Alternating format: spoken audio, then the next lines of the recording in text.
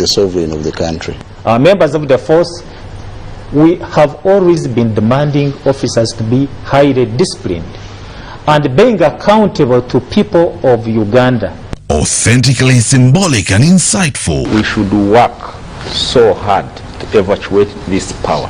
Behind the Headlines, every Wednesday at 10 p.m. with Charlse Odongotho. A very welcome. Probably the most experienced talk show moderator in Uganda, with a team of illustrious panelists.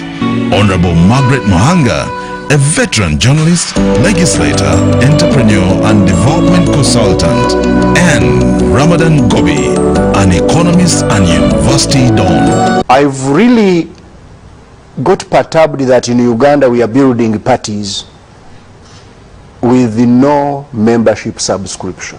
All on your public broadcaster, UBC, inspiring Uganda.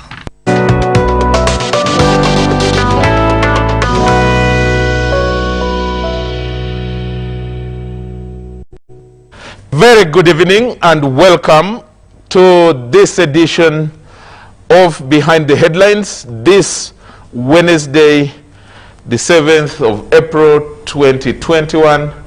Not a very good week, the last week going, but life is what it is, and life has to move on. We lost, a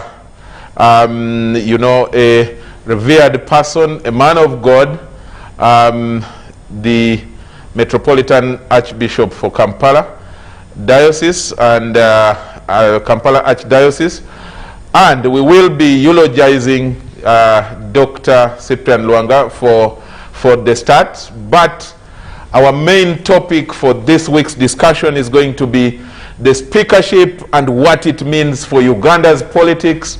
The questions are being asked: why so much interest in this position?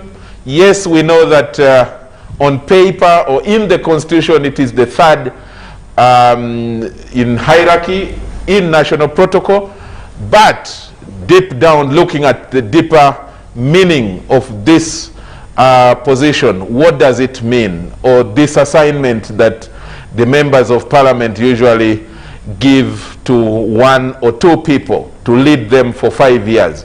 What is it in it? What does it mean?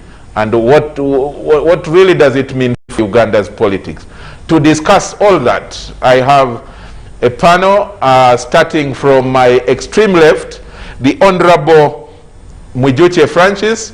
He is a commissioner in the outgoing parliament, in the current parliament, the 10th parliament, but he is also MP for Buweju County in Buweju District. You're most welcome, Honorable Commissioner. Thank you very much, Charles, and greet the viewers. Good to see you here again. Next to him, on his right, we have the President General of the Democratic Party, or DP. We call him Chairman Mao, Norbert Mao, and he is here in real green and white. Honorable Mao, you're most welcome back to the show. Thank you, Charles, and good evening, viewers. I'm glad to be back on UBC, Behind the Headlines. Some people usually say behind the scenes. Yeah, because your job is to uncover. Yes, true. What we are supposed to be discussing here is actually when you see the headline that this is the people running for speakership are 1, 2, but the question behind it is what exactly is out there. So we open the curtain and we try to peep more. That's why we call it Behind the Headlines. Next to, on the right to Chairman Mao, we have a young upcoming MP. He is only an MP elect. Yes. He hasn't yet tested the richness of the legislature of Uganda, but we can still give him his rightful title. Honorable Linus Ngompek. Ngompek is outgoing RDC. You're outgoing for Agago? I resigned last year in June. Oh, you already resigned? Yeah. Have they replaced you? Yeah. They have replaced you? Of course, yeah. So now you don't have a job. Right now you're not earning. I'm jobless. You're jobless. You're I'm still on the streets. Linus Ngompek is a former RDC for Agago. He was for Kiriandongo, and but now he is incoming MP for Kivanda North in Kiriandongo district. Right. So Linus, we welcome you to the show. Thank you. Good evening, viewers. I'm happy to be at UBC.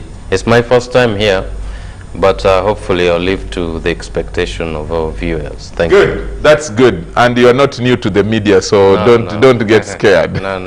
Yeah. Let the Maos and Mujuches who are used to these things and Gobi not scare you at all. They are friendly forces. Of course. Yeah. Finally, we have Mr.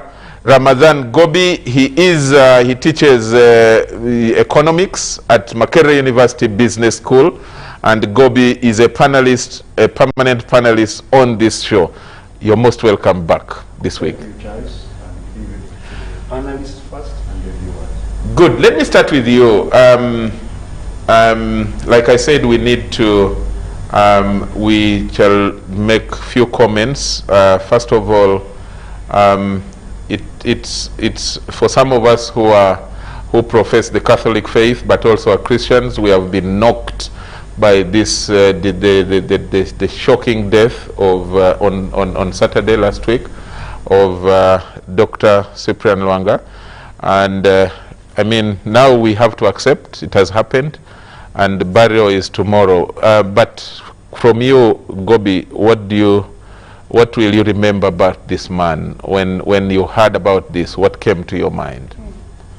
Thank you, Charles. I saw this news on Twitter, and it was difficult to believe because I had seen him the previous evening on TV. I think when he was in the leading the way of the cross. Leading the way for the cross. I don't profess your religion, but I know one or two things about it. And you know, he has been a celebrity archbishop because he's well known to all of us. And it was really a shock to get this news of his demise in such a untimely fashion. But you know, for us who are Muslims, we are always prepared for one thing, death. And it is something which, of course, hits anyone. Death is, nobody should ever like it that they get used. Yeah. You can only get used when the person is not close to you. But it was really a shock. And as we say, you know, to God, we verily, you know, come from God, and we get back to Him. I hope the Archbishop is in a very right place now, being a man of God. But my condolences to first his family and the Catholic fraternity, and of course to the people of Uganda, because he has been an instrumental figure when it comes to addressing issues that concern the nation. He has always been coming out to speak, you know, almost more frequently against especially evils or anything that happens against humanity, more than almost any other cleric I know. And I think the clergy has lost quite a very instrumental leader, and hopefully they will find a replacement. You know, we say that on this earth the only constant is death. Everything else we can control, but that one we can't. Yeah. Good. Linus, Yes. what will you remember the Archbishop for that comes to your mind now that he's gone from this earthly life? Okay, thank you, Charles. As a Catholic, we've lost a great man, and Uganda as well has lost, because Yesterday, the President mentioned a number of very important things, that he also contributed to the liberation of this country. And someone who contributed to the liberation of this country, really passing on at the time when Uganda needs a lot of healing and bringing people together. It's really sad. Worldwide, ever since COVID came, the pandemic, we've lost a number of religious leaders. Spain, Italy, US, Uganda, we've also lost a number of religious leaders. So, and this is the time whereby in Uganda, majority of our young priests have been actively involved in open politics, and many of the faithful are divided. So losing such a great, rich man, his knowledge and his guidance, it's really painful. But all in all, as Uganda, we should live by what he has taught us. We should follow his example so that we can also have a better life to lead in, especially in Christ. And if we follow his teachings and what he has been doing for his people in Chavakade, and then what he did in Kasana, Lweru, and what he did as our Archbishop of Kampala, of course, we shall live a better life and live to celebrate his life and his legacy. May his soul rest in eternal peace. Amen. Chairman Mao, you were close to Rubaga Cathedral, and you are among the public servants who have frequented Rubaga, and especially under the fallen Archbishop's stewardship. What do you, and as a politician at a national level, you knew him closely, and what do you remember him for most, and what will you miss about him? First, let me convey my condolences to Mother Church, all the clergy and lay faithful, and indeed all Ugandans. We have lost a teacher, actually. This is a priest who knew the word. He understood it from his lived experience. He also understood it intellectually. The late Nsubuga used to joke that if you are going to Rubaga Cathedral on big days, you must go when you've had a heavy breakfast, because after the homily, the Archbishop gives a free seminar on any subject of his. Which in Subuga? Our Secretary General. Matthias Nsubuga. Yeah. So, indeed it was true. He would preach, and then after preaching he can go on for up to 1 hour. One time he gave a long seminar on how regions can craft an arrangement based on mutual interest with central governments. He called it the Concordat model, which is what we have between the Vatican and the Italian government. He was a man of action. He actually changed that Rubaga Hill through buildings. He opened up very many parishes. He built churches. He was hyperactive. He wanted things done, and he had a can-do attitude. He was ambitious in getting things done. When he unveiled the plan for Namugongo and people saw the artistic impression, most people were horrified. Where will we get the money? Can we even finish it?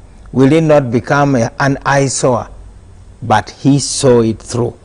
I'm glad that today the faithful were there. He loved the Uganda matters with a passion, and that is why he basically gave a lot of attention to ensuring that Namugongo becomes a proper basilica as it was ordained. He had very strong faith in God and lived by faith. He never feared anything.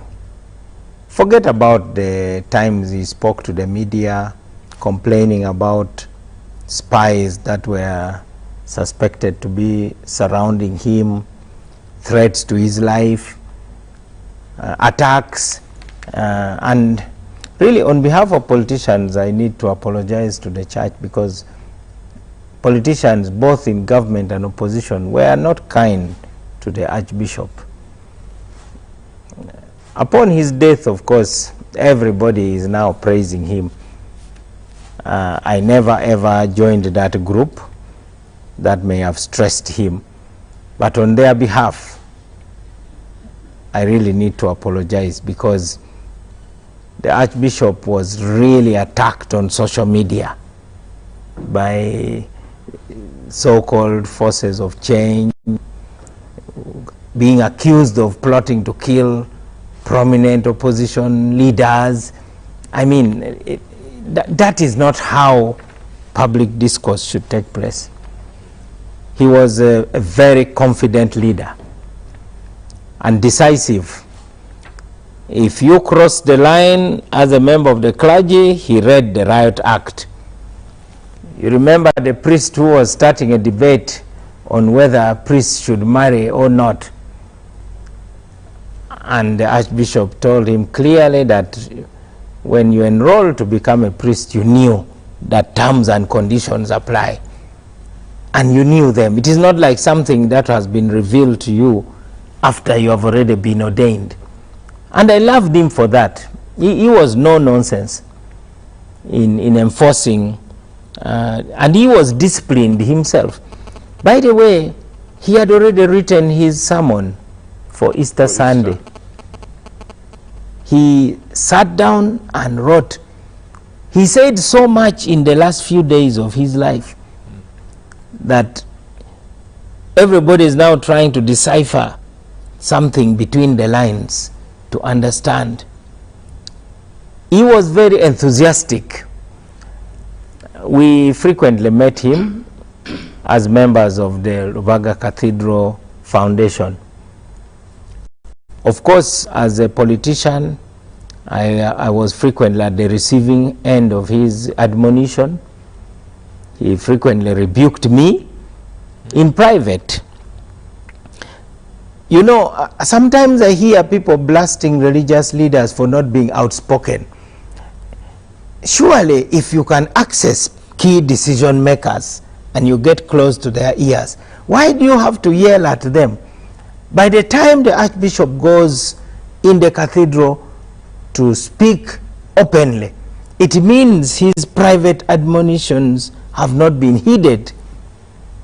Most of the powerful religious leaders are expected to have access to key decision makers, and we don't know how hard their language is in private.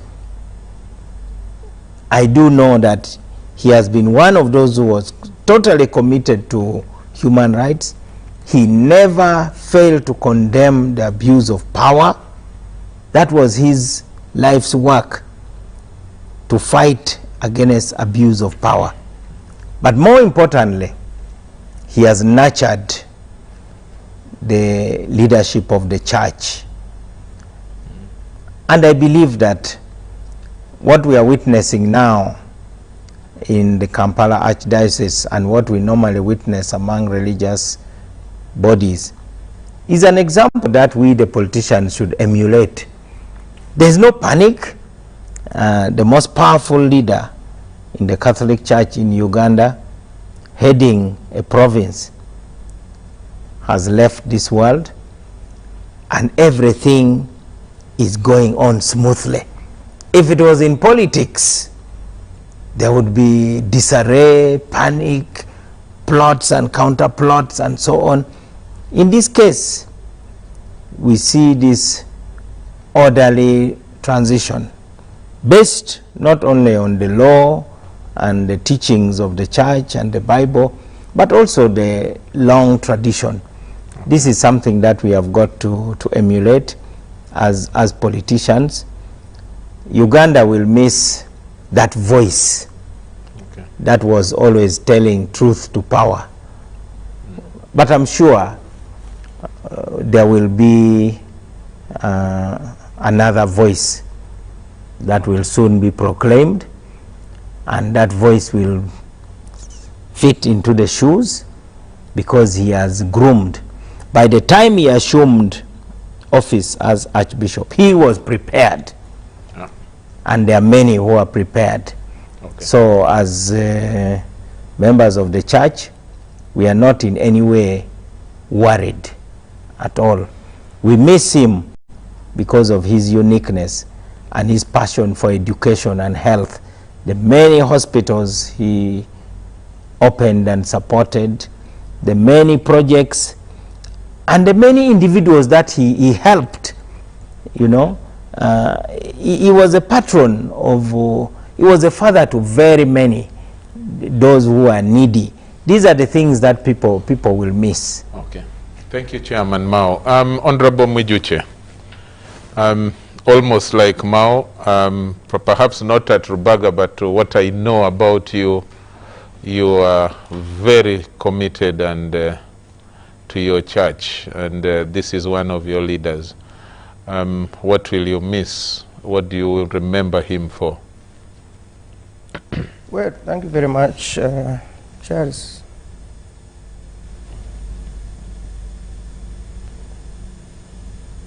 The foreign Archbishop was a human rights defender.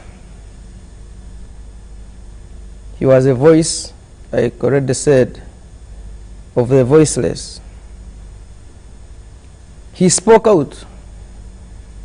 He knew that whereas he spoke for the rebels then, now in government, they never wanted church leaders to speak now. I heard the president say, we salute him because he prayed for the NRA, but also supported. But I'm not very sure that government was happy when he came out and spoke against oppression. A few hours before he died, he talked about arbitrary arrests in this very government he supported when they were still rebels. He talked about disappearances, and he was condemning that. I have had most occasions some people in government attack religious leaders who speak against corruption and human rights abuses, and they will say, why are you crossing the line? Why are you talking about politics? Remain doing spiritual work. If you think he was good when he supported you then, why do you think it is not good for you to tell you the truth when he realizes you want to slide to what was happening according to you then? So we will miss a straightforward person. Some people will see that happening, but they will not talk about it. Whether they are religious leaders, whether they are in politics, people will not want to talk about it because they fear. You know, he advocated for good governance, openly, good governance, rule of law. We'll miss that. There are not many religious leaders who want to come out and speak out because of fear. I wish the action of saluting him with a 17-gun salute is sending signals to religious leaders that speak like him. I hope that's why the president was meant to say, I have saluted him for speaking the truth. So all of you come out and speak. I hope that is what he meant. Otherwise, we want to thank him for doing a wonderful job while he lived. We must emulate his works, his deeds. The worst happens when religious leaders fear death. You see, if I speak, I'll be killed. But if religious leaders fear death, then there would be no religion. Because you must speak the truth even when it endangers your life. So there are not very many, and that's why he comes out. There are not very many. So we really want to salute him. And as a Catholic, I really want to say, him, of course, I respected the late Joseph Magufuli, the president of Tanzania. Now, we had not forgotten about his death. This comes in a few weeks after. And here in the Catholic Church in the country, we lost the massacre leader. I think, again, we are told it is a heart problem. Now there is another heart problem. There was a heart problem in Tanzania. I think there is a need to investigate more about this dying of heart problem. Otherwise, we'll be finished with this heart problem. Charlse, you researchers need to research more about how this heart problem is finishing us. And unfortunately, it is finishing the very good people. This heart problem likes the good ones. So, whereas we want to really be very good Christians and believe in resurrection, we are human beings. So we need to understand more about this very problem. Otherwise, it is becoming a threat to good people, not just in this country, but around us. Okay. Thanks a lot. And of course, I had very many, at a personal level, I had many close interactions with the Archbishop. I come from a parish in Tinda, St. Charles Wanga, Catholic parish in Tinda, which he consecrated, and he actually birthed it, and he laid the foundation for our church, I think about 2014, must have been March the 14th, if I'm not mistaken. And I was one of those young people who held his washing the basin which he washed his hands from, and held, I think, the towel for him to clean his hands after putting together the soil and all that, digging the soil. And eventually, I remember, I think I was MC, and at all the 3 functions where he visited us. And then the last one, I think about 3 years ago, I remember vividly, I handled his protocol as he came. I was the one coordinating his coming, and on behalf of the parish. And then I was also master of ceremony again. And we engaged quite closely for some good time. And he, one of the things he said one time was that when my parish priest, I can't forget that, my parish priest said that this young man is not yet married in church. He looked at me and then he said, "You mean you keep hosting me here, you are not yet well?" And he said, "Next time I'm coming back, I need I will not forget that. And like Mao said, he was really a teacher. And of course, like his doctor said, he had a condition, and we respect that. But we will miss him. For me personally, I'll miss that courage in him. I think yesterday's speech, eulogy by the president, for me brought something very vividly, which opened my eyes. His participation in the liberation struggle. I hadn't thought about it. I didn't know, as a matter of fact. We were always hearing about the late Cardinal Nsubuga, Emmanuel Cardinal Nsubuga, and his participation. Yesterday, the president, I think, opened a lot of our eyes. Yes, he blew the cover. Of course, I would have loved to see, because someone told me the late Archbishop was writing a book. I would have loved to see what he would have said about the participation of the Catholic Church in the Luwum War, and how it did it. And the president touched on it briefly yesterday.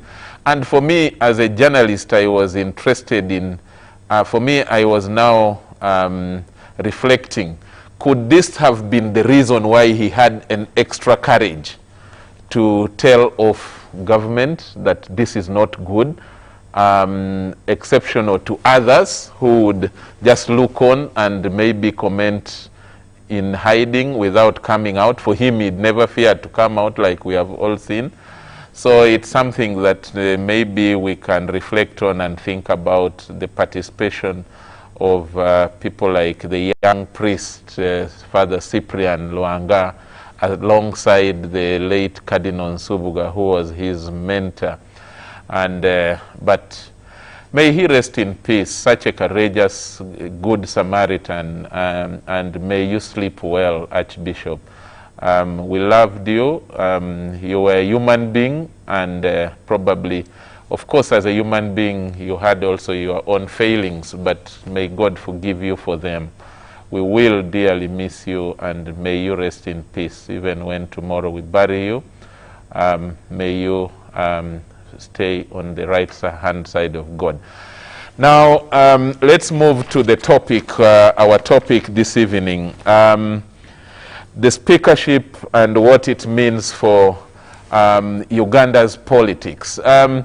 I think let me start with Mao on this. You entered that house before the Mwijuches, before all of us, and you know it from the parliament that they have said has been the parliament, the 6th parliament. And now we have gone into the 11th parliament that Honorable Mwijuche together with Linus will be part of. When you hear the speakership and its contribution to Uganda's politics, and going into what it will be, the contribution in the 11th parliament, what comes to your mind vividly as a senior legislator? A senior former legislator. One time you also said you are a professional politician. Oh yes, I'm totally unapologetic. I think serving the public is a noble calling. Forget about those who drag the name of politics in the mud. That's another tribe altogether. But it is a noble calling. We are taught in civics that we have 3 branches of government. The executive, headed by the president, the judiciary, headed by the chief justice, and parliament, headed by the speaker. So the speaker is the head of, according to the intention of our framers of the Constitution, the most important branch of government. It is the branch which represents the people. It is even the first in the Constitution of Uganda. The speaker broadly has 2 functions: to preside over the House, not arbitrarily, but according to rules that are approved by the members of parliament, and to interpret the rules and apply those rules to ensure that members can deliberate freely within their rights and privileges and to make decisions in the most democratic manner, meaning the majority, a clear majority should always make its voice heard, but the minority should also be heard. The Speaker is also the administrative head of Parliament. The Speaker chairs 3 bodies in Parliament. The Speaker chairs the Appointments Committee, which vets all the presidential appointments. The Speaker also chairs the Business Committee, which sets the agenda of Parliament. The Speaker also chairs the Parliamentary Commission, which is what you would call really the executive committee of Parliament, which makes the decisions on how Parliament should run. And of course, the Speaker chairs the plenary of Parliament. The Speaker is number 3 in the order of succession. They say a vice president is 1 heartbeat away from the presidency, so the Speaker is 2 heartbeats away from the presidency. So, in the order of succession, the Speaker is number 3, and also in the order of national protocol. The Speaker is the face of Parliament. The Speaker has a lot of authority on the output that comes out of Parliament. The Speaker receives petitions from the people. The Speaker is the one in charge of dealing with any friction, to prevent friction in the course of deliberation. The Speaker is also the bridge between the Parliament and in particular the executive. All MPs are actually supposed to hide behind the Speaker if Parliament is under attack. The Speaker should be the first to attack and the last to retreat. I do remember when I was chair of the Amani Forum, the Great Lakes Parliamentary Forum on Peace in the Great Lakes. Our organization had chapters in Kenya, Uganda, Tanzania, Rwanda, Burundi, Congo, and Zambia, 7 countries. So one day I announced that we were heading to Rwanda for a meeting. At that time, Rwanda and Uganda were quarreling, and the president of Uganda did not like our planned visit. So he telephoned the Speaker. This is in the 7th Parliament? Yeah, that was then, the Speaker was the current Vice President, Honorable Edward Sekandi. And the Speaker looked for me for hours. He couldn't get me. When finally he got me, he told me that the President is very unhappy with the planned trip because he thinks that we may get entangled in issues of foreign affairs. And therefore, the President wanted to meet me and tell me personally that I should call off that trip. So I basically told the Speaker that I can only go to meet the President if you are going with me. And when I go with you, I want to hear you defending Amani Forum, and I want to hear you defending the trip. If not, I'm going to switch off my phone and go into hiding. Then he said, okay, Honorable Mao, come to my office.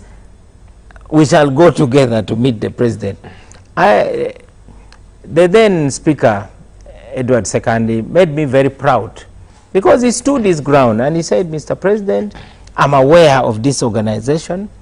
We recognize it in our Parliament, and I am aware of this trip, and I support it.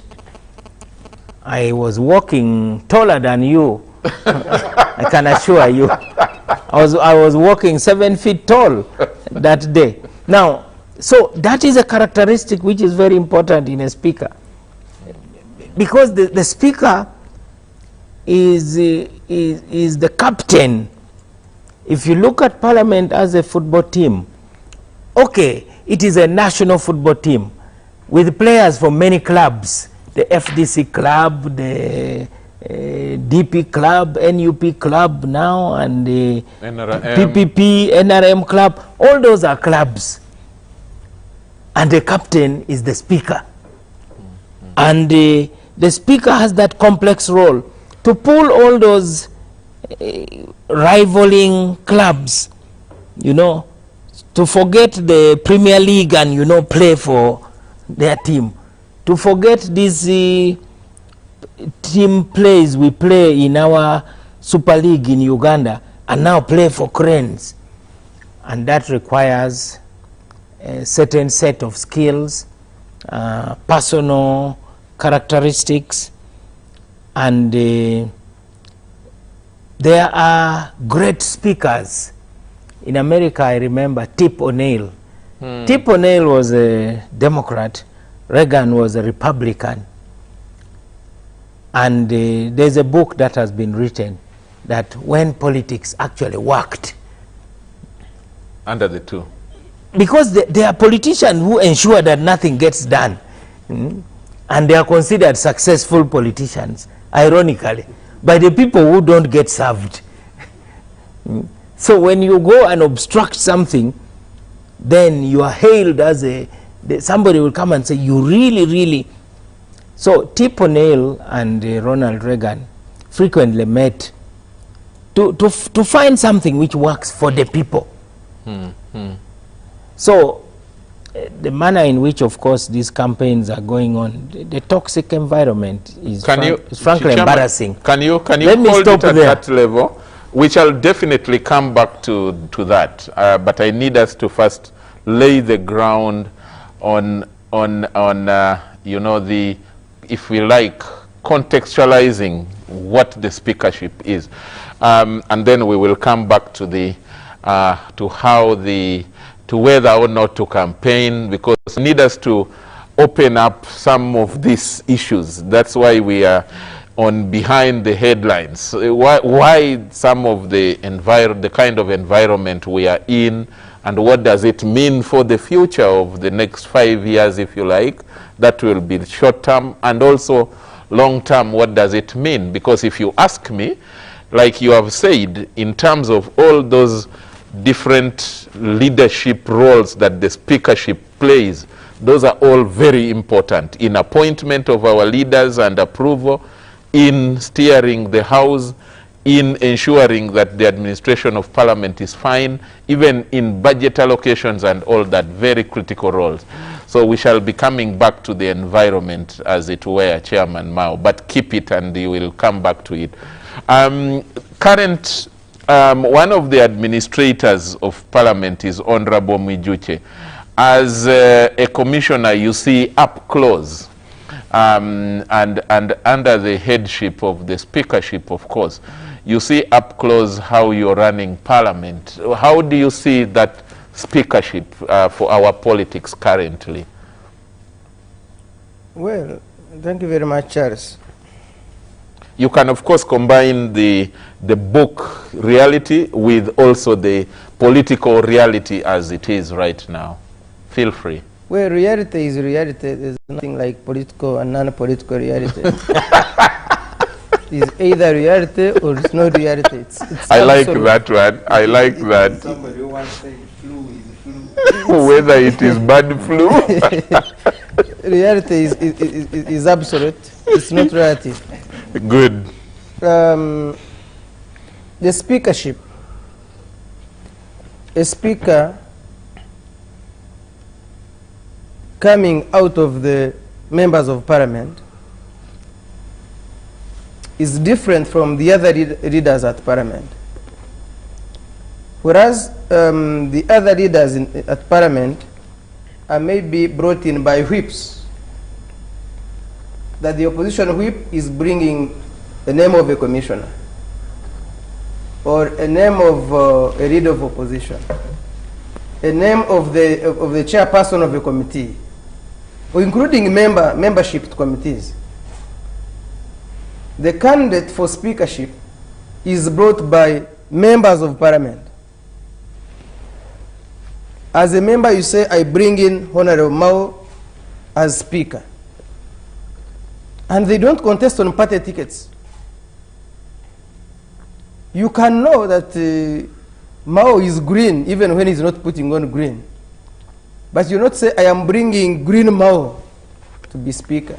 Because it is presumed, and that's what it's supposed to be, that a speaker is supposed to act independently of all the political parties.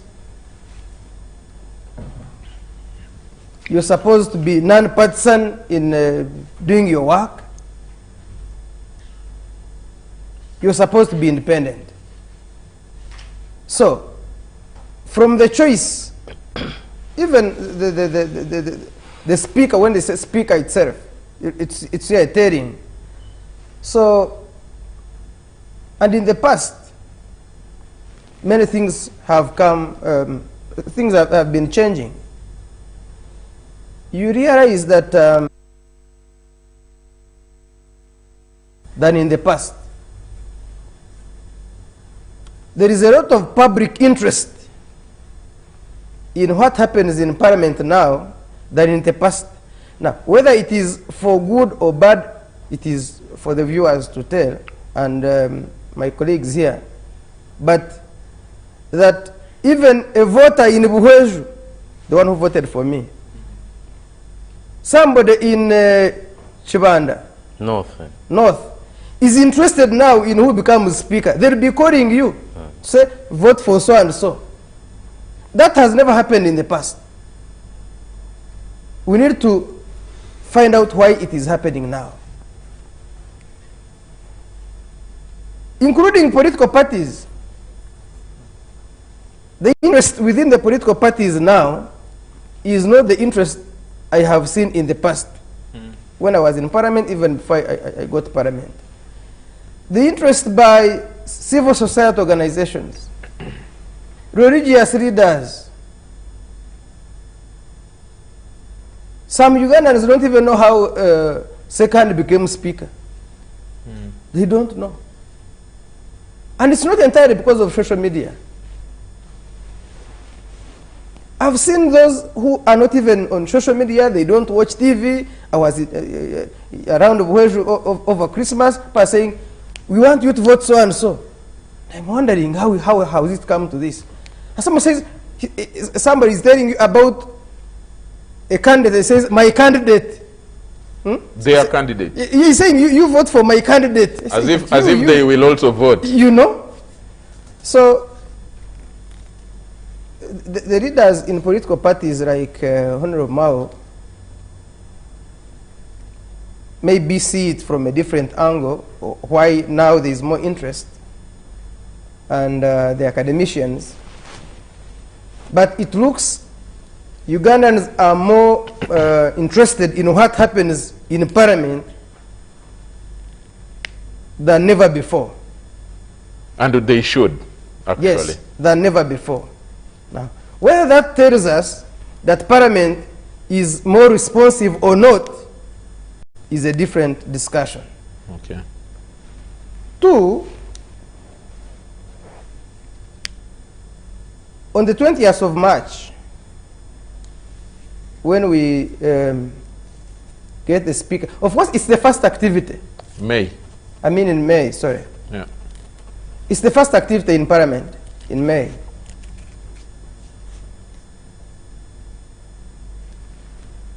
You have the incoming members of Parliament, you have the continuing members of Parliament. I don't know where that exists, but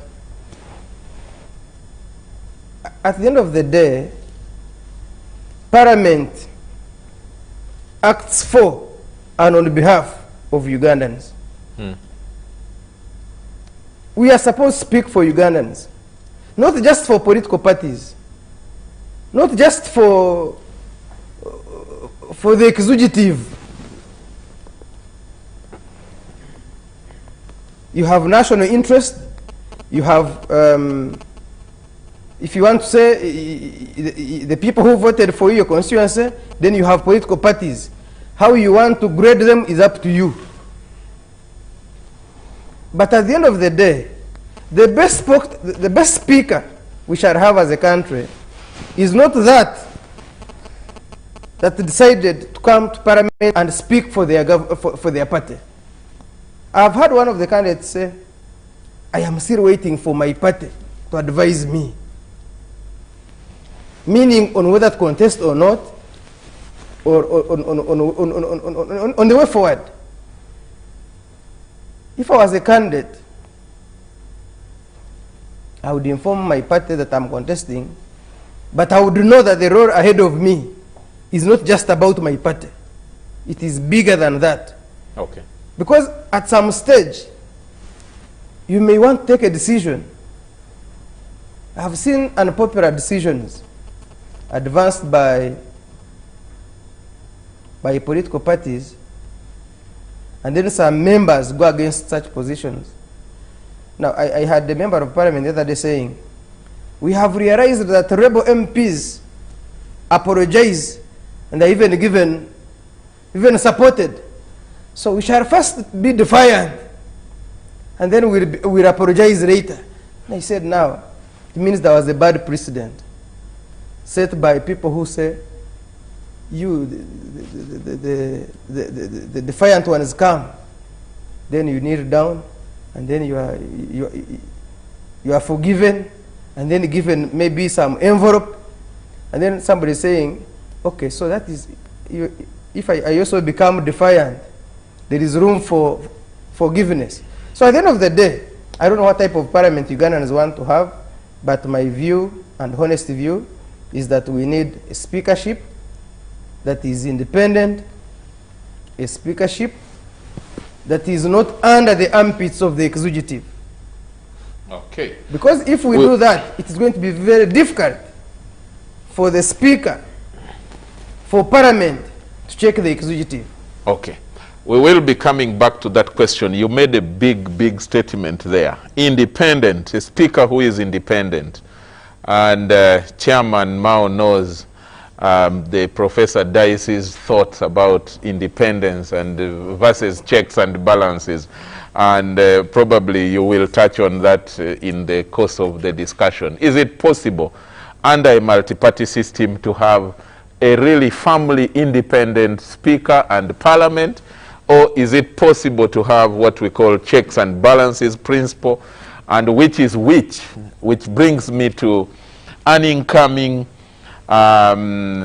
member of parliament. And I like the fact that my brother and friend Linus accepted to come to share his thoughts, because Linus resigned from the executive arm. You know, being a president of a district as a representative of the president, with a small p. That's a good one. But Linus resigned from being an RDC, where he is directly appointed, and decided to become an MP, where he is a representative of everybody in the constituency. Now, Linus, what in your view, or even from what you think is supposed to be the role of the speakership, or what is the speakership in your view, and take it from, and following with what you can also make comments following from Mao and Honorable Mao and Honorable Mijuche as well. Okay, thank you, Charles. Honorable Mao has given us all the qualities of a speaker that really Uganda needs. But being in a multi-party environment, I think it is very wise for the party with majority members to come up with candidates. That's why you see that candidates we bring candidates in for the speakership. When we have candidates for IALA, we also bring them because we're in a multi-party setting. We wouldn't want to have what is happening in DRC now, where there's a crisis and the president has to negotiate with members of parliament from the coalition of President Kabila, just because they are not moving at par. And this led to the removal of the speaker. So we wouldn't want to have that. But for the case of Uganda, the NRM is the majority. We have majority members. And now we are also going to Chankwanzi, the new members, by the way, about 240. We are going to Chankwanzi, and hopefully they will also guide us on who to support. But Uganda needs a speaker who will work well, have a good relationship with the executive, because we don't want to have issues rising, conflicts. Uganda has a lot of problems that both the executive, the legislature, and the judiciary have to come together, especially the heads, and harmonize. Parliament is very key to the executive. And I would like to disagree with Honorable Mwijushe, with him saying that political parties are not even supposed to bring candidates. For us, as NRM, we have the Central Executive Committee, SEC, and a seat. SEC chooses a candidate who is supposed to contest as a speaker, and also SEC can sit and choose members of committees, chairperson, deputy, and all that, because they want to balance. For us, we are waiting for SEC decision, and the person SEC brings forward is the person we shall go with, because we don't want to have conflicts between the executive and the legislature. Of course, when a speaker is chosen or voted for by all members of parliament, the speaker now naturally will learn how to manage both sides to bring harmony in the house, and that is what I believe the candidate I support will eventually have. We don't want to have crisis. We've been having a lot of issues in the last 10 years, a lot of issues in the parliament, and we need to have a balanced, a speaker who is level-headed to manage. We don't need a speaker who is emotional. We need a speaker who will understand and know how to handle both members of parliament from either side. If we do that, we shall move towards the right direction. But believe me, the NRM will bring a candidate, and we shall be joined by members of opposition to vote for that particular flag bearer that we bring. If they opt to walk out for us, we shall go ahead, because still we are the majority. And I know a party like the NRM will bring a speaker who will have all those qualities that Uganda needs. On the issue of villagers or electorates also calling and guiding us on the speaker they need, because parliament you represent, it's a representative of the people from different levels, especially in the constituencies and the district at large, especially the women and the municipalities. So with the successes of UPE, people now are enlightened. They want to know what is happening. Majority of members didn't return to the 11th Parliament because of very many issues, and people were active on social media. The scorecard also brought a lot of issues. People want to know what is now happening. That's why a voter can send a message and say, please, we want ABC. They have been sending to us, and luckily enough, majority of them send in support of the candidate that we support quietly. But I know, come May 20th, Uganda will get a speaker who will work comfortably with the executive, who will respect the executive, and whom the executive will equally respect, and who will also be a father of the 11th Parliament and members of that Parliament. Thank you. Good. When you say father, does that mean that you have made up your mind on a man? No, God, in Christian, you say father. In Christianity, we say father, so...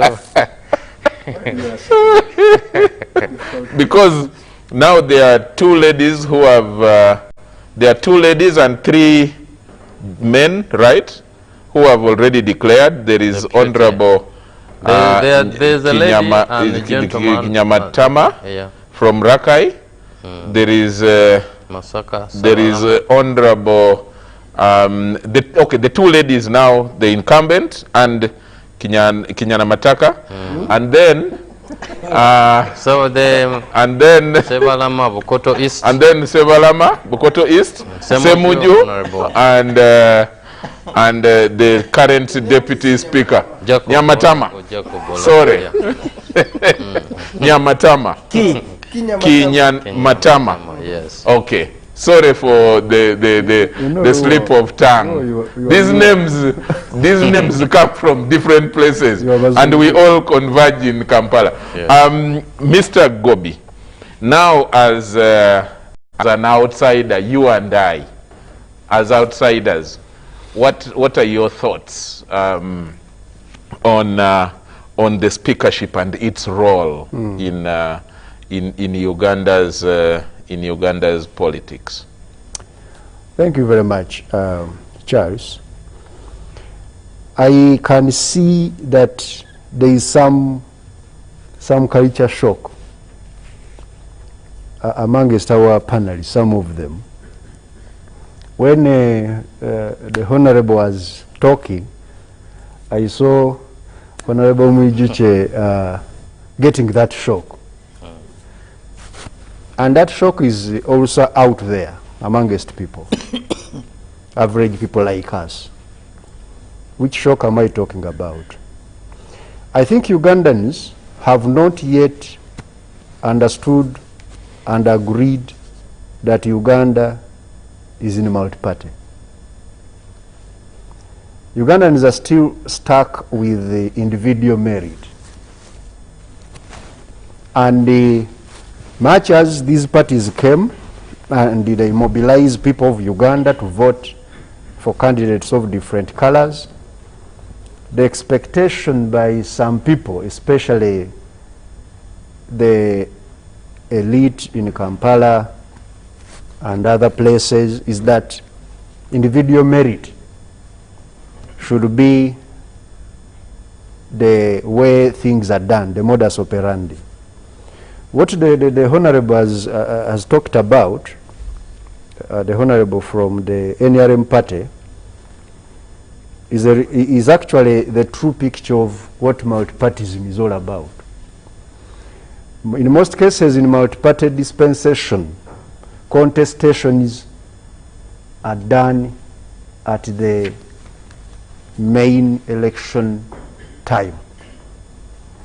The party which wins the majority seats in Parliament has already taken the day. And you know, in Uganda, it's the winner takes it all.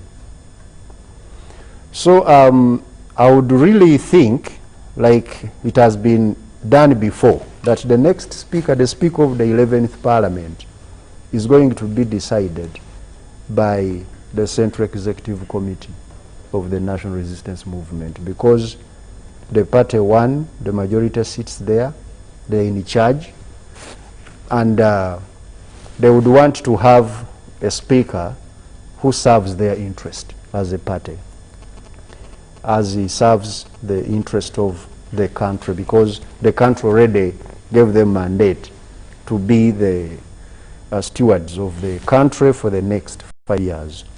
So I would think that the race for this speakership is between two people who are the incumbent leaders in Parliament, and they are going to contest out there in SEC, and whoever I think SEC will really decide on, he might become the speaker, or he will become the Speaker of Parliament, the 11th Parliament. I can see that different sides now have come out to support different candidates. For us who are watching, because you said for us who are watching on TV, as these people in the big buildings, I see that the Right Honorable, the incumbent Speaker, has got some substantial support from the opposition. This one, I see it on TV when I see people debating. I don't know whether that works in her interest, especially now that they are going to go into the party, and whether questions will not be asked whether, I mean why, she enjoys more support amongst people who are going to oppose. But that one I've seen it. And they have come out openly to show that. Then the Deputy Speaker has remained, I think, more of a dividing factor there. And also we shall wait and find out on whom between the two the SEC chooses. And once, to me, SEC has nominated a candidate, I really think that candidate might take the speakership. But going back to what the gurus of politics have spoken, the interest in the politics of parliament from Ugandans, to me, is not a surprise. Because even when you hear you journalists, the people on the streets and everywhere, most of the things which are being spoken about Uganda's politics, they are speaking about parliament.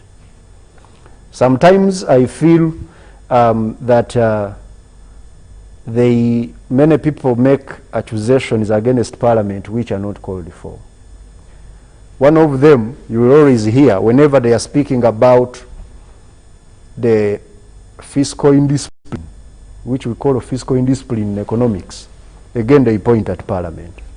I know the budget of parliament is about 640 billion.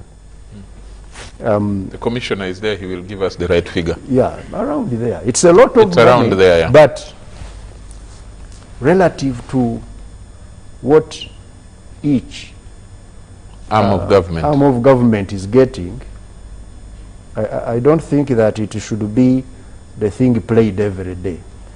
But now that was started, and also Parliament has not been helping themselves the way they have been conducting business.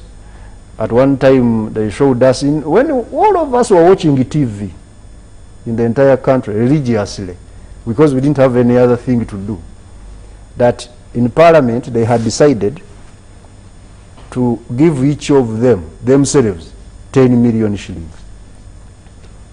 And we were like... But they came out and clarified that we took, actually it was 20 million shillings each. We took 20. 10 billion, but 10 billion as Parliament, and because of the pressures from out there, maybe Honorable Mijuche will explain better, but the executive had taken 20 times more than that. Yeah, and they came out and clarified it, but Honorable Mijuche, note it as one of the things that you can respond to.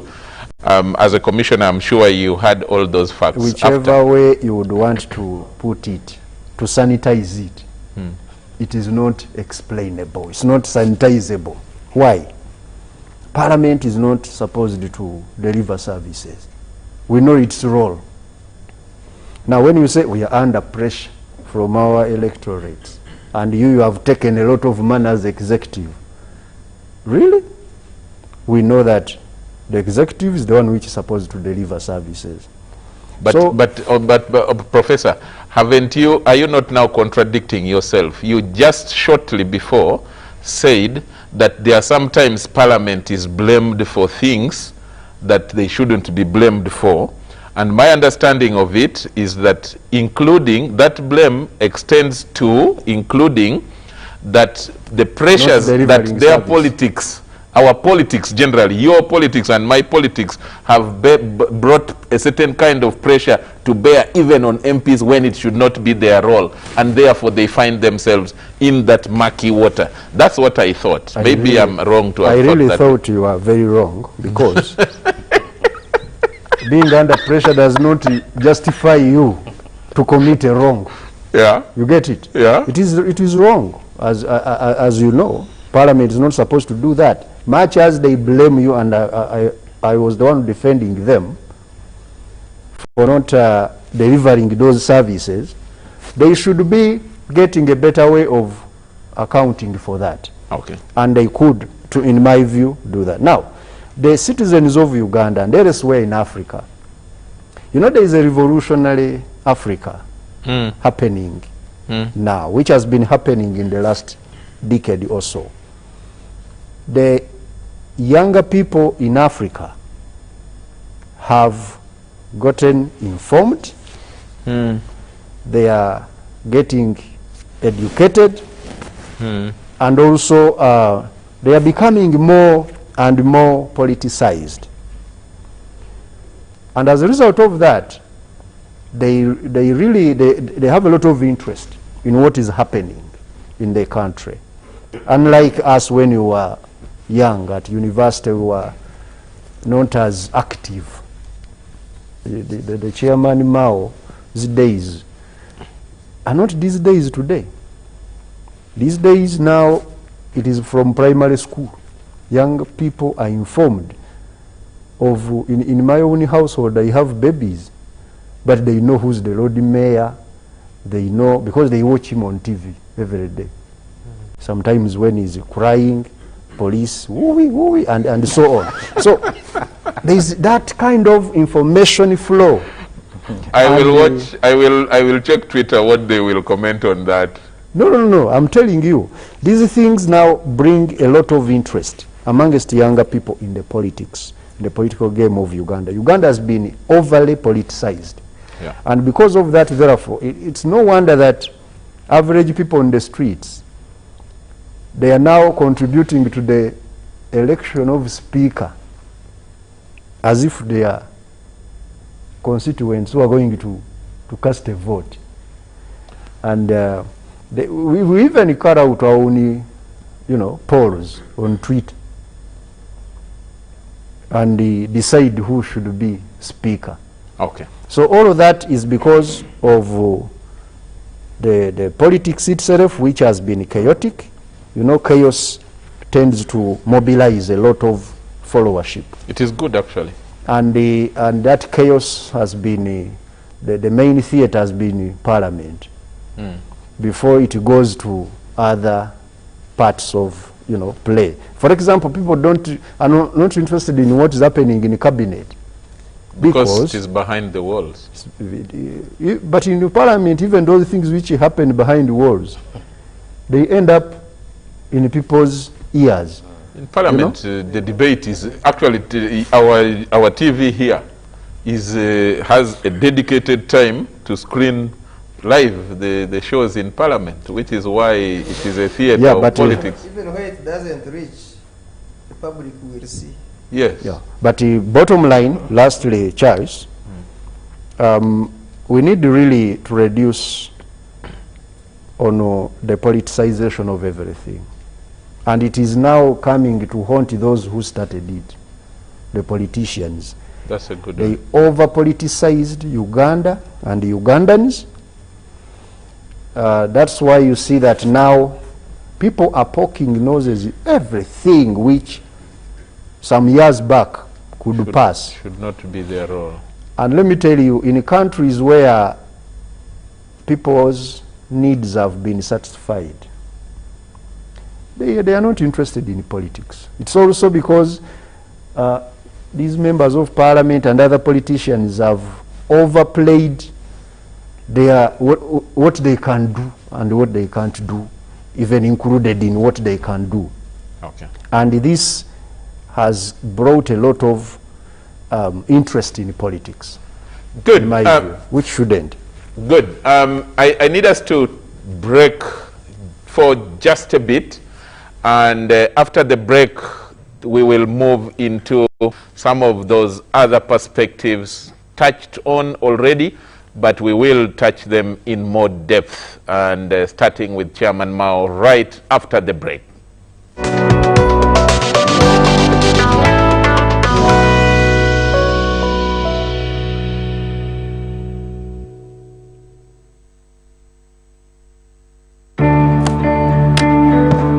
Today tastes like a new tradition, like an old favorite. Tastes like all hands on deck and all eyes on the prize. Today tastes like a piece of the action, and it never tasted this good.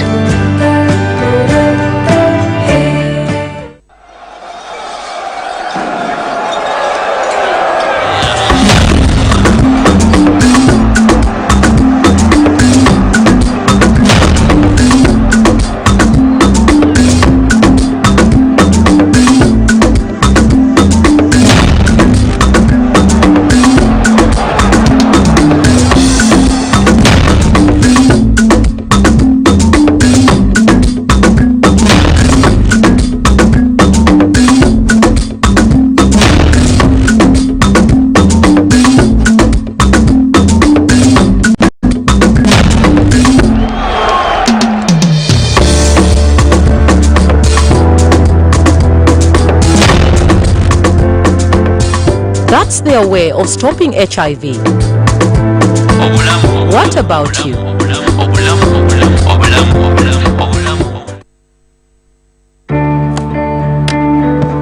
Today tastes like a new tradition, like an old favorite. Tastes like all hands on deck and all eyes on the prize. Today tastes like a piece of the action, and it never tasted this good.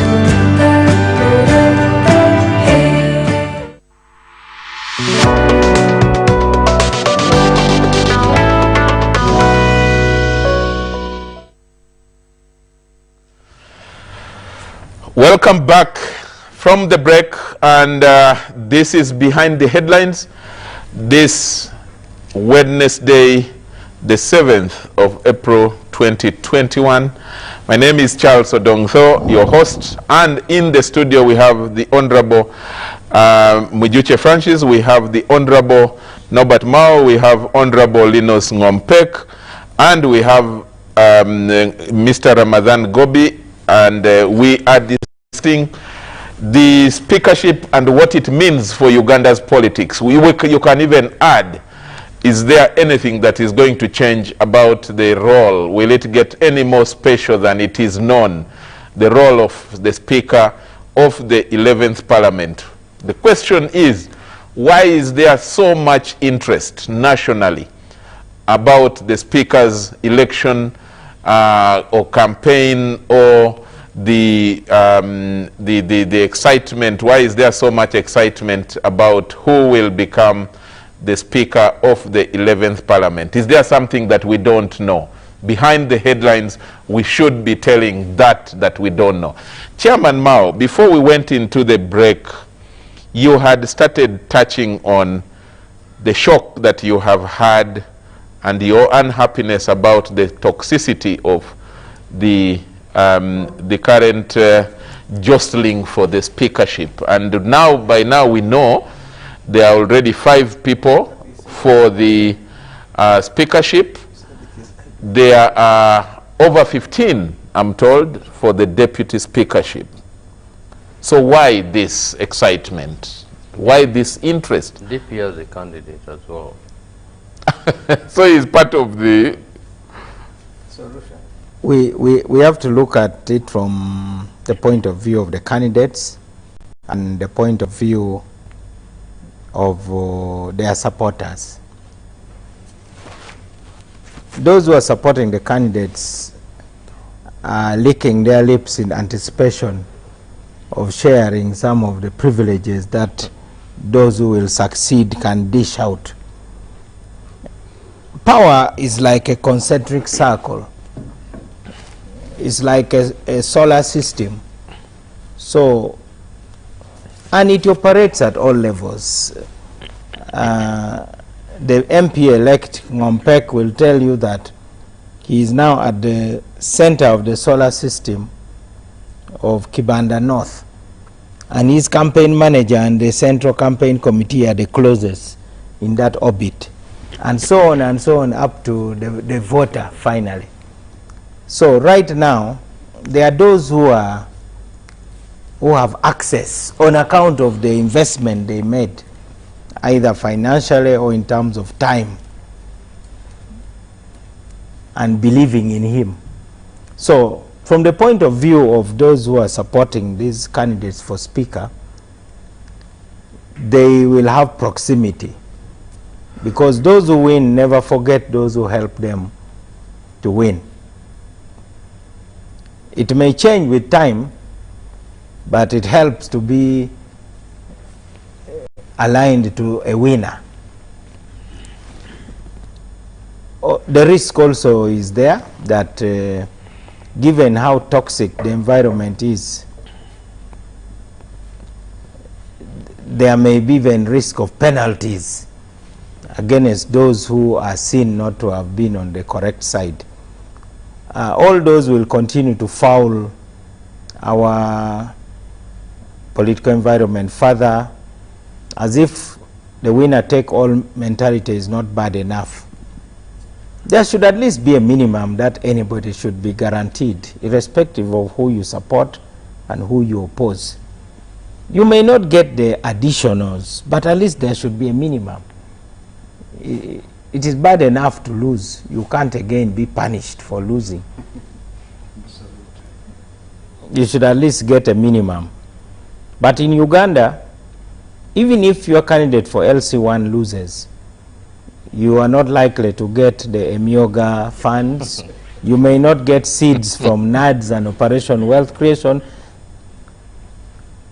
That is what infuriates people. It's really, it rubs people the wrong way. Now, from the point of view of the candidates, at least the two leading contenders from the ruling party, it is a continuation of their last battle. So you could say this is a rematch. The last time the match was mediated and there was no real contest. The only challenge was because the speaker was unopposed.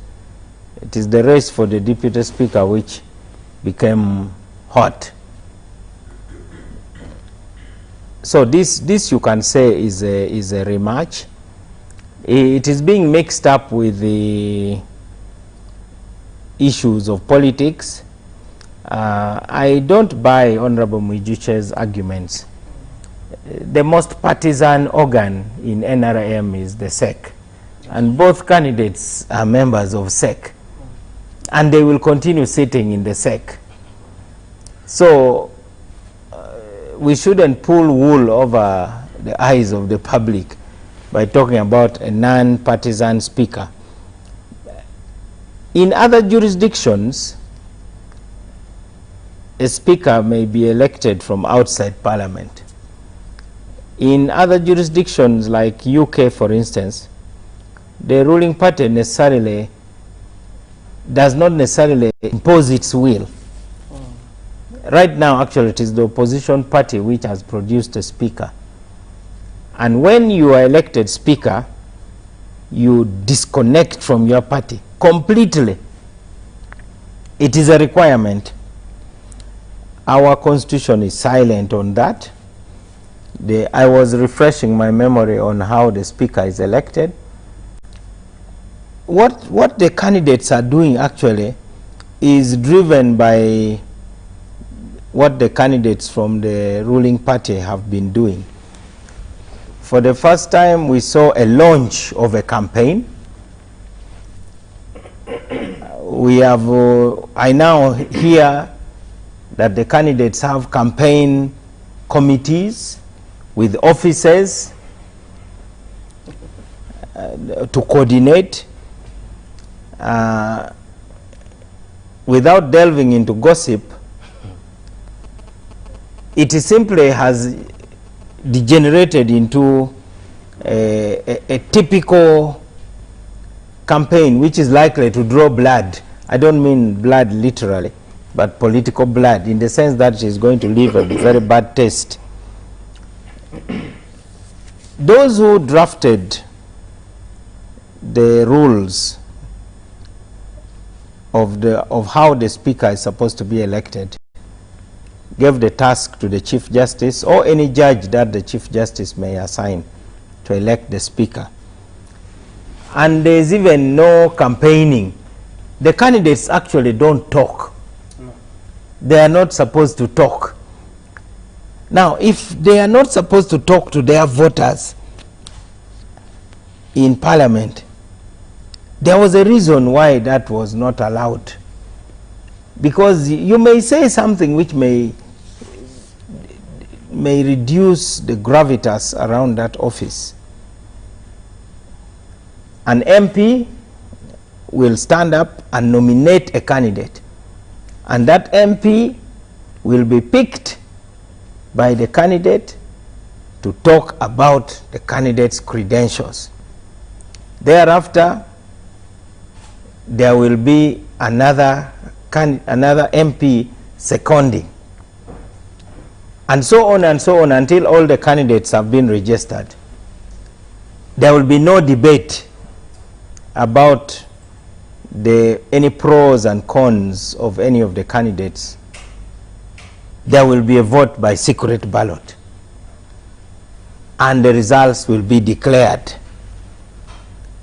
Now, because of the kind of campaign we are going through, for the first time we may get something as scandalous as somebody going to court alleging either bribery. I mean, the whole thing is going to just have a stench which we will not like.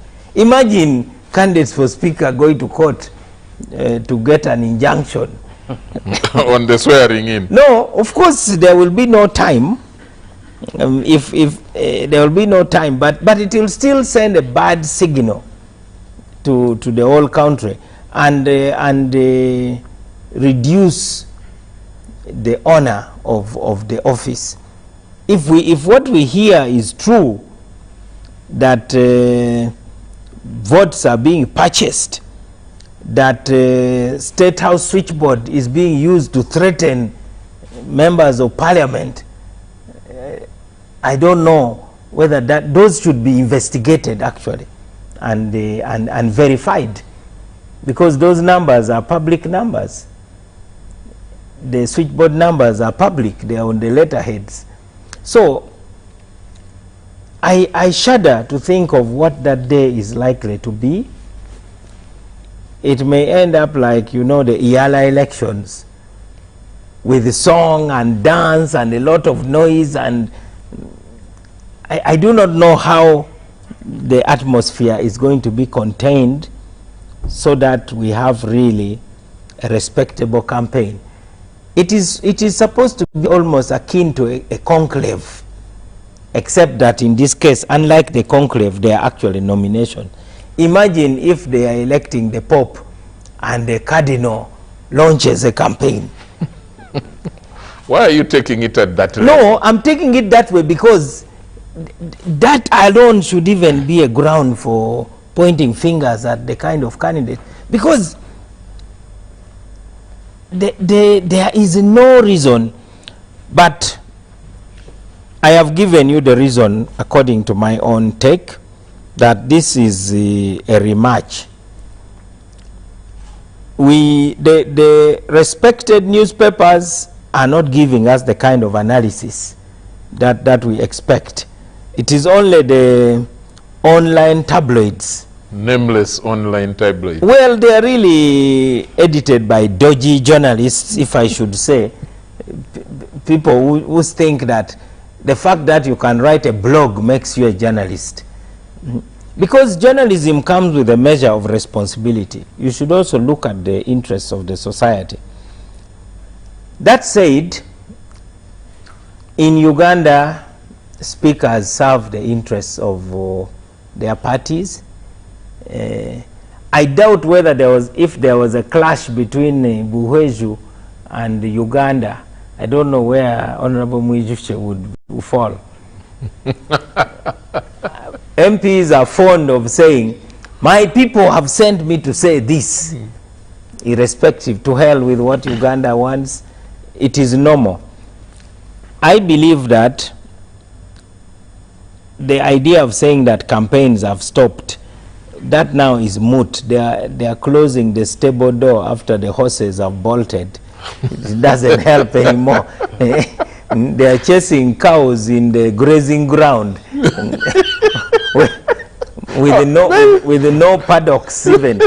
It doesn't help at all. The campaign is fully fledged. It is bloody. There's a lot of mudslinging behind the scenes. Hired guns are on social media. Each candidate has their dogs attacking the other candidate, and the candidates are hiding behind that. So I don't think that maybe you should challenge Honorable Mijuche and Honorable Linos on whether they view that as a good thing, as a development in the politics of Uganda, given the I saw Honorable Mijuche at the launch. Yeah. Of two candidates now. Yes. Of what? That he has attended 2 launches. But you did come for the launch of the DP candidate. Anyway, he's going to launch again for your sake. He's going to launch again for your sake. Anyway, the DP candidate is going to launch again for the sake of Honorable Mwijuche. That said, it is not useful for parties to threaten their members and so on and so on. It is not necessary.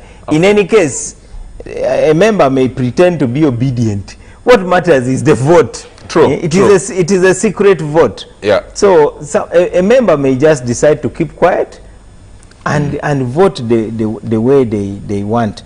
I think a winner should get a simple majority, isn't it? Yeah, more it's than a simple majority.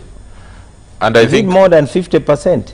No, it is just a simple majority. Just a simple majority. It can even be 1, which I think is has increased even the stakes, which is why probably you now see all this.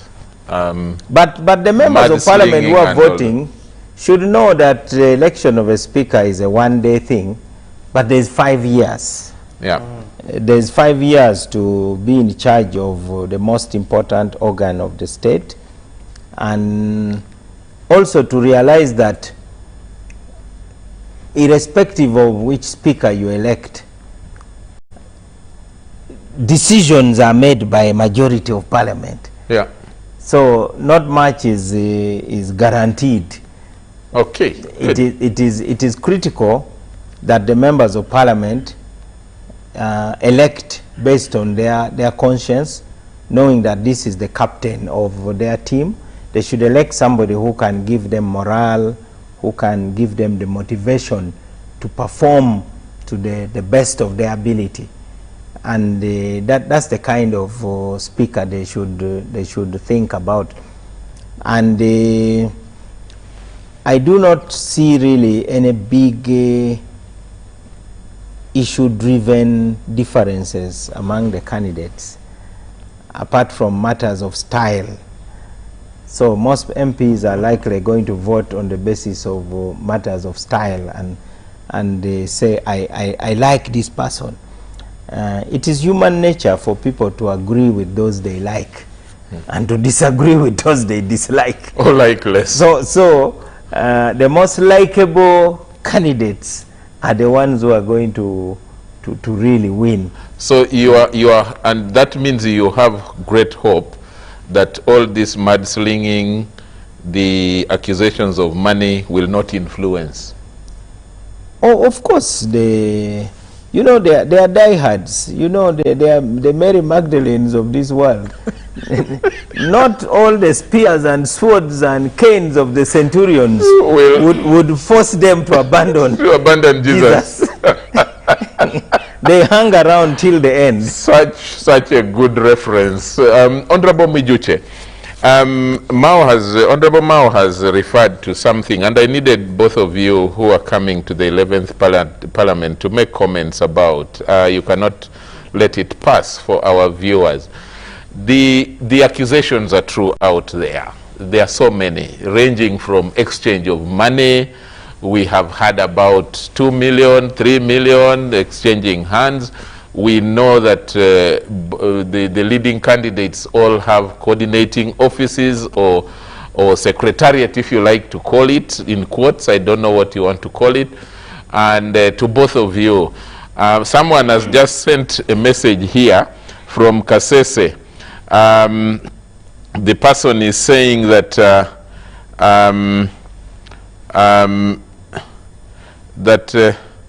there is one person who is saying, Charles, you better refer to Honorable Mao as Norbert Divine. Norbert what? Divine. That is a compliment, but a compliment to Chairman Mao. But there is a person there who says, for sure, Charles, why is it that the speakership has become a public burden this time round, as if it is the first time for Uganda to have a Speaker of Parliament? Then the person says, this person is called Honorable Lucas from Kasese, and then he says, the incoming guy, I think referring to Linus, has a side already, okay? And then he asks me a question. I'm Lucas from Kasese, but I agree wholesomely with Honorable Mao. He is loud and clear in his submission on the speakership. And then the others are very long, but someone says, speakership for Ugandan politics, to me, means office of good money in parliament. Otherwise, greetings to all those members on the panel. Especially, he says, I like Gobi for his effort. Gobi, you have a fan out there. Then the person, another person called Nteje says, Honorable Mijuche, you are a member of FDC. The job of FDC is to remove NRM from power. Why should you support Honorable Kadaga of NRM, whose primary responsibility is to ensure that FDC does not take over power from NRM? What is multi-party about? That's what Ntege says. So, but that you can factor in the responses, Honorable Mijuche and Honorable Linus, and to respond especially to that environment of accusations of money for MPs to be shocked about, accusation of, like Chairman Mao says, that it is a toxic environment, and that that practice of even opening offices and campaigning openly in any way is making the office look so small. Honorable Mijuche, starting with you, and then Linus. Thank you very much. Members of Parliament are a reflection of society. Good one. If you think you are going to vote for X and then have Y as your leader, you're mistaken. So if you think some members of Parliament are a product of bribery, and then they will not be bribed, I don't know what type of Ugandan you'll be. There are some leaders, including councillors, including party leaders, who are products of corruption, of bribery. That to become a chairperson, C3 or C5 or councillor, you have to bribe as many as people to vote for you. There are people who have just been elected, but they are already in negatives. Negative 500 million. Negative 1 billion. As credit. Negative 50 billion. I mean 50 million. That before you start earning, you have already spent. They said they're on the street. How will they start off? My colleague says he's on the street, he's looking for a job. Yeah, So to him, Linus is looking for a part-time job for 1 month. to him, Parliament is a job. Now let me tell you, if it is a job, you have to be very careful. of course. Because it is a job that you can be forced to retire anytime, Unceremoniously. unceremoniously. Parliament is a job where you have to either decide to be what you believe in and maybe go against the voters and lose and go and look for another job, or just dance to the tunes of the voters and maybe have it for another term. So you have to take a decision. It is not like any other job for you who want to see it as a job anyway. I have seen people who come excited. They say, my party, when they are losing, the party is not there to defend them. And the party has told me this. They even go to their constituencies and they take decisions against the people. The people chase them with stones, but they defend the party. We saw this during the Tojukwatako. People being stoned, but they are saying, I have to get a yes, even when everybody is saying no. There are not very many who made it. And while they were suffering in the campaigns, the party was not there to defend them because they defended it when the party needed them most. And you only relevant to that very party when you're a member of parliament. Now, nobody will be looking for them, and I don't want to mention their names here. So sometimes you need to limit the excitement as you enter parliament. And I'm speaking from experience. 2, it is true that the current speakership has taken the public to the people. Here the speaker was in Guru, the speaker was in Kabare, the speaker was in, visiting. And they are received, and almost speaker and deputy. And they are received on red carpet. It is also true that the current speakership has received more petitions from the public. Whoever is evicted from the land does not think of going to court. They will think of coming to parliament with a petition. Whoever is evicted from mining gold, from fishing, So some people have lost trust in the police, in courts, and think the solution is parliament. And maybe with parliament there, then the speaker will say, I direct the ministry. And Parliament has positioned itself as a solution. Now the public will see the speaker directing the minister there and then. They will see an answer. But this court case may take another 5 or 6 years. So, in addition to the reasons you're giving for public interest, there is also that. When shops are closed during COVID, the business community is coming to parliament to say, please. And to some extent, they have found solutions. When second-hand clothes are banned, Kasita runs to parliament. You remember? To some extent, you remember that? They have found solutions. So it is not that people are just, because they are on Facebook, because it is technology, that it is the only reason why they know. It's one of the other reasons. 2, I still believe that At the level of a member of parliament, even when I have said that society gets leaders they deserve and we are products of what is happening in our villages, at the level of a member of parliament, you're supposed to say, I am voting Mao as my speaker, not because he's just my friend, he's a member of my political party, but he's the best. So that gives parties to bring the best. But if you just sit and say, as long as my party has brought, and that's the only reason. And I also stand here as the British people are watching. I say, I don't care whether somebody can make a good speaker or not, as long as it's from my party.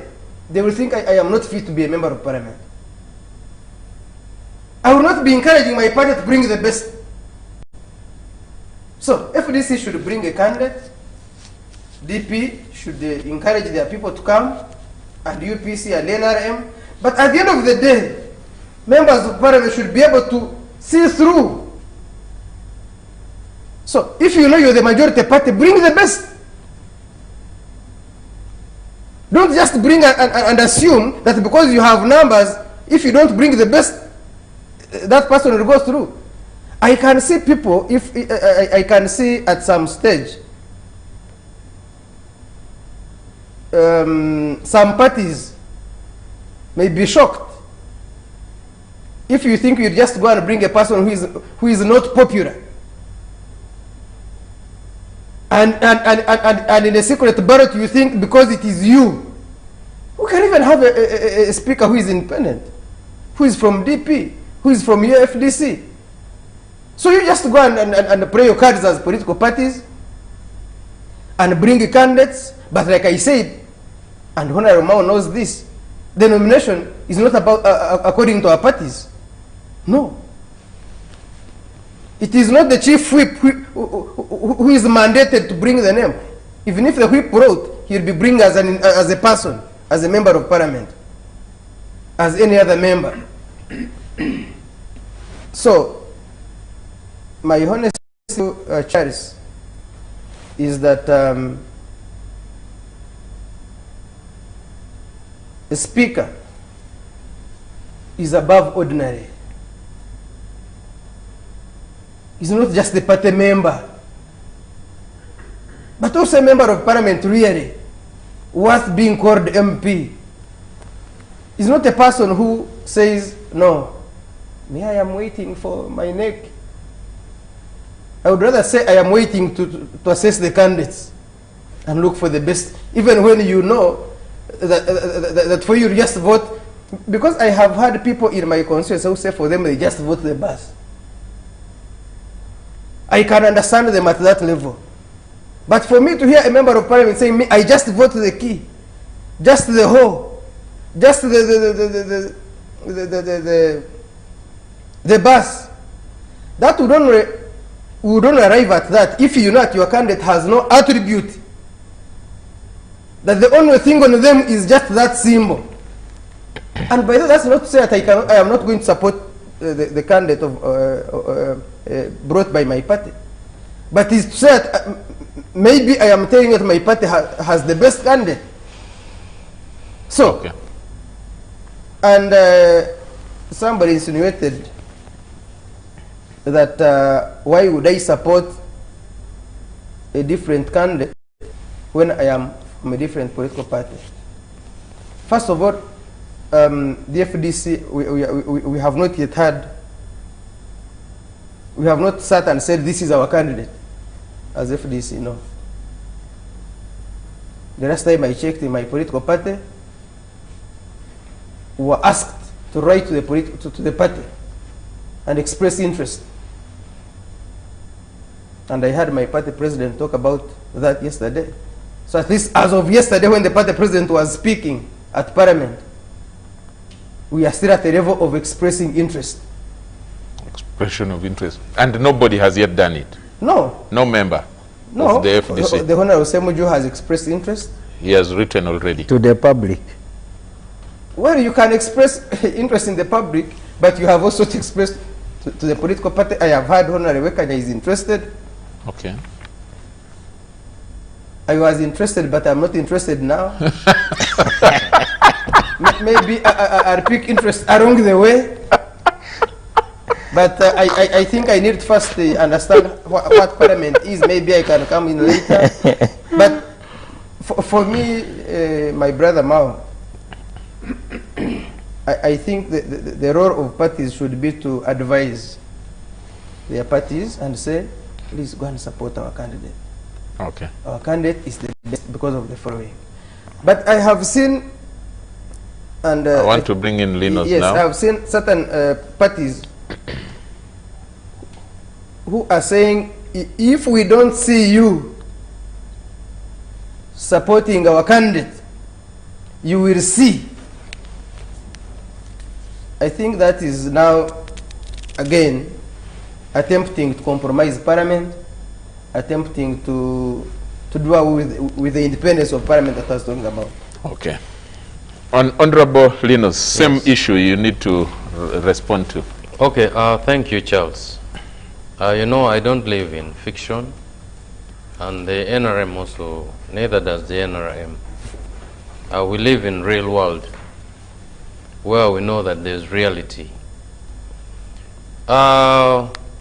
NRM, like SEC, members of SEC are Ugandans of the finest brains, politically, professionally, and everything. And by the time they come up with they'll come up with a candidate for speakership, I believe they would have gone through a lot of sieving. And us being members of the party, of course, if you're loyal to your party and loyal to the party chairperson, yeah, you have to go by the guidance that they give us. Yes, some candidates have offices. Others recently invited people for tea party at Munyonyo and Africana. Also our commissioners attended. And at the end of it all, they were given hefty transport refund. But for me... The one where the commission attended? Of course, of course. But for us, the person I believe is the best candidate has not yet done those things, because he was denied access, first of all, to presiding over Parliament for 1 full year. And you know, in that office, there are goodies that come. So if you're not really actively involved in activities as a speaker also, you cannot really live up to expectations. So I'm talking about I have my candidate. Are you saying that, Honorable Linus, this is now becoming interesting. You're saying your candidate has been denied access to presiding over the House? Of course. And as such, a full year is not getting the goodies? Of course, not getting what is supposed to be. Are you sure about That's also not true. I'm very much sure, because if you're not having assignments, you cannot Linus is very You don't get facilitation. You know, So- if I can just... No, hold on. So let me, it's okay, you can clarify. you know, Charles, Where have you been meeting your candidate? But that you were also given goodies Charles, at a tea party, Honorable Mujisha. In Munyonyo. Charles, you see, when you are a womanizer, Which I am not. a man with a You woman, use another example. you say man with a woman, you think the next destination is a guest house. We lawyers have our own way of talking about circumstantial evidence. Yes, because you are a womanizer, you think every man standing with a woman is about to sleep with that woman. Why did you go for that Politics example? has so Or been example? demonized. No, you're giving me clarification, so Yes, because you're still within my time. yes. To the extent that people think that there is nobody who will support the other without being given money, or that nobody can do a job without goodies like somebody suggested. But let me tell you, Let me conclude. before you conclude, Let me conclude. Let me conclude, then we shall give it time. So, yeah, so like, of course, I could goodies. also give some examples. For us, the party chairman advised candidates not to campaign, So for us, we've not been campaigning. We've been, okay, like on individual basis, we've been consulting a few, but our candidate has not been campaigning. You have a candidate. But still, yes, for me, I have my candidate, and I pray that SEC gives that very candidate, and then, but whatever decision SEC comes up with is what, like for me, that's what I will follow. So the candidate I know and I've been really using my own. Let me ask you, since I wanted to ask the same question for both of you so that I distribute it equally, but I just realized that Mijuche belongs to another party. Now that the chairman of the majority party is your chairman, and you said you have a candidate. Myself, yeah. You have a candidate. But so far there are 3 NRM candidates. Will you support, in case SEC chooses one of those 3, but who happens not to be your candidate for now? Of course, I'll painfully support. Painfully, because that won't be my choice. It will be the choice of my political party. Painfully, I will. Yes, I'll have to toil the line. With clenched teeth. I have to toil the line. So, in bottom line is, we need a speaker who will listen to our problems. In Chivanda North, we have a lot of land issues, landless people. The Bududa suffering, OPM just dumped them there, and the district has not taken responsibility. So if we have a speaker who can listen to us, because currently the house is divided for human rights. The house is divided. And justice. The house is divided. You can spend 5 years without even talking because you supported ABCD. But if we have a speaker who will listen to each one or each and every MP and give an answer to the problems of their constituencies, I think that is the way to go. And I believe NRM, being the mass party, the majority members of parliament, will come up with a candidate who will lead us towards that direction and who will give us more comfort when we are representing our people in the house. But the candidate I support, in terms of goodies and everything, no, he has been out of work for a long time. So we are waiting for his turn. Yeah, he's broke. Thank you. He's already being oppressed. Of course, he's oppressed. Your candidate is broke. He's oppressed. So he's not distributing. This is hilarious. Because he's not getting it. This is hilarious. This is hilarious. Yes. The reference should be, I hope they are watching, not he or she. So that he said his candidate. Because he has not, he said, because he has not mentioned who's the candidate. He has mentioned. He said he has been out of a job. It is you now. Even in Parliament, he watches from TV.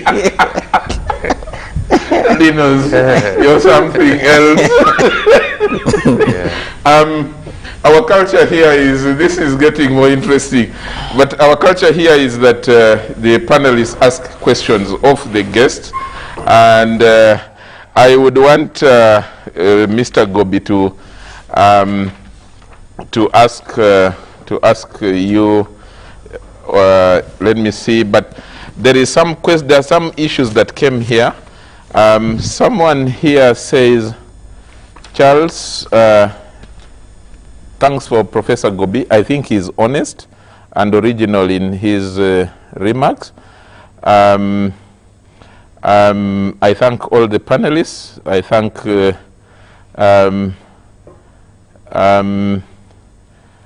let me see, thank you for the balance of the show. Linus is certainly a disciplined cadre that greet him. And thanks to me, Honorable Mijuche, and thanks to Honorable Mao for being a principled politician. The people should love him. And then Charles, and this one has called me the way my village has called me, Charlse. This one has said, Charlse, then tell tell Honorable Mijuche that we have lost trust in our current parliament, in our police, in our judiciary, and Buhaka doesn't show where he is sending the message from. This one is saying, I'm called Eric from Apache. I do, okay, this one is sending a message for the fallen Archbishop. I do salute the doctor for the courage, and may God bless his soul. This, and then there is this one also from Lira saying that, Charles, thanks for the show, and may God reward you abundantly. I'm Eric, watching you from Apache. Mr. Gobi, you ask the questions. There are some questions which I have here, messages, but they are very long. I can't summarize the long ones unless if they are short. But the long messages, 4 of them, they are too long to read for the show. Gobi. Okay. Maybe I'll ask one question for the honorable members to answer. We have seen the Parliament of Uganda positioning itself as a provider of political solutions to every single problem we have in the country. Some legal, others social, others economic problems. Don't you think that to end this, you need to position Parliament differently, and how would you think it should be such that the next head of this important organ of the state does not bring this can manage expectations of the public on what Parliament can do and what it can't do? You want all of them to answer the same, eh? Okay. Arthur K. has said, I like the honesty of Honorable Linus. He has confirmed that man eateth where he works. I don't see corruption going anywhere. That is Arthur saying. That's just Arthur making a comment. So, but I need Linus and Honorable Mijuche to respond, and then Chairman Mao will be the one to cap it. Okay, thank you, Mr. Ngovi. We need to rebrand Parliament, because out there, even when you're looking for votes, voters continuously ask you for money. They say for you, when we give you our votes, you'll not come back. You'll go and disappear in Parliament and sleep. So you should give us our money, because you get a lot of money from the House. Therefore, with that mentality that our voters have, I think we have a long way to go to rebrand and rethink and give Parliament a different direction, so that people can look at Parliament as a true representation of the population and the issues of, because majority of Ugandans now look at Parliament as a source of making money, which is not the right thing. That's why politics is very expensive nowadays.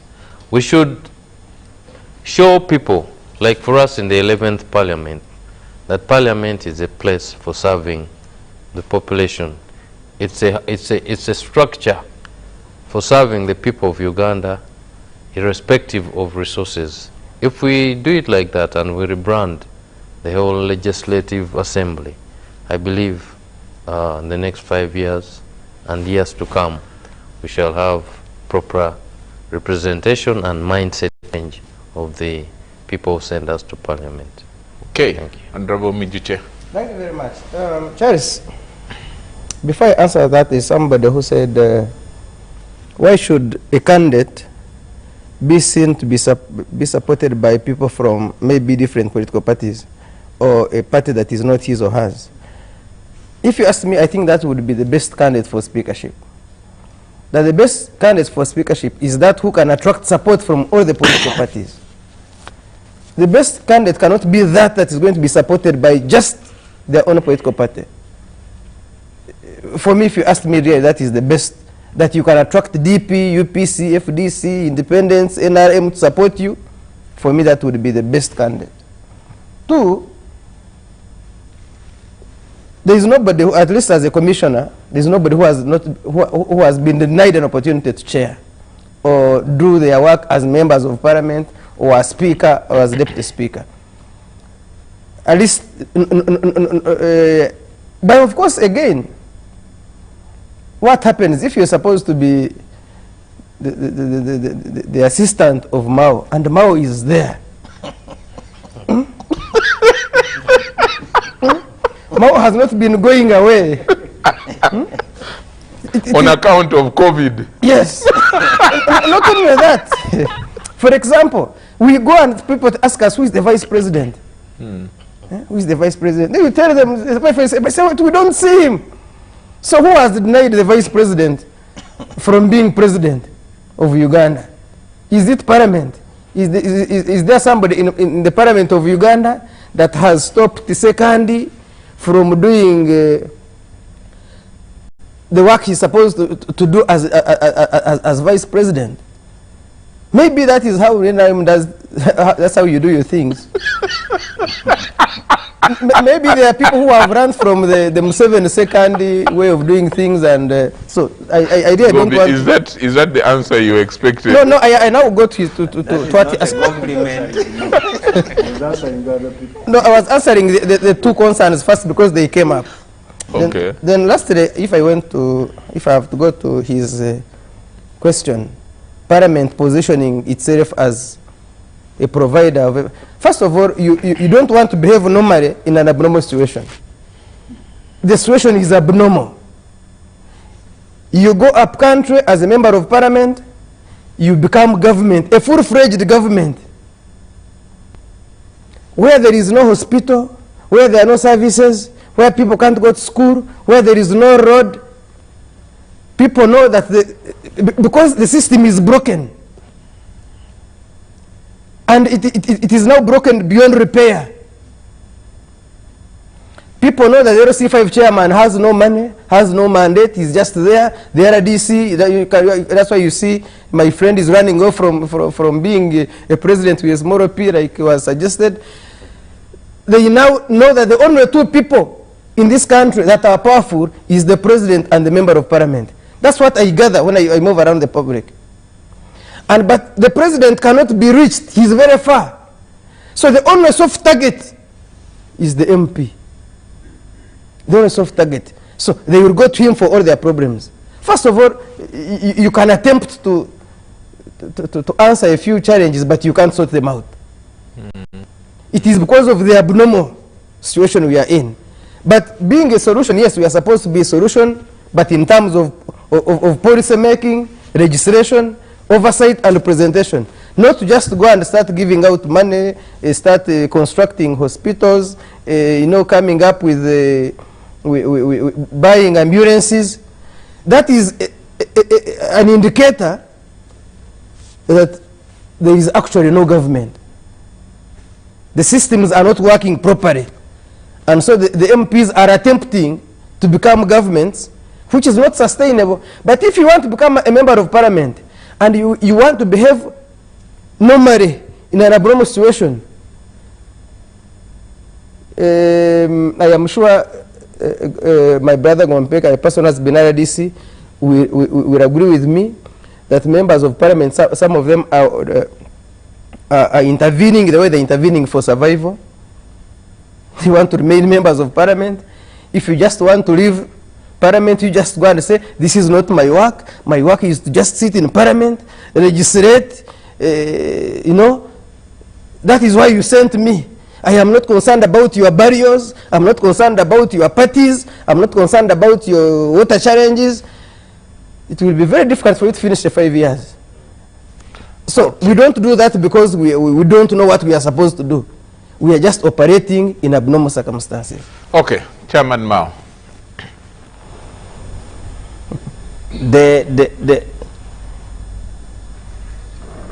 a candidate's knowledge base and experience determines a candidate's capability. The things that determine a candidate's electability are totally different. In many situations, the most capable candidates lose to the candidates that are electable. So the capable candidates have to strive to be electable.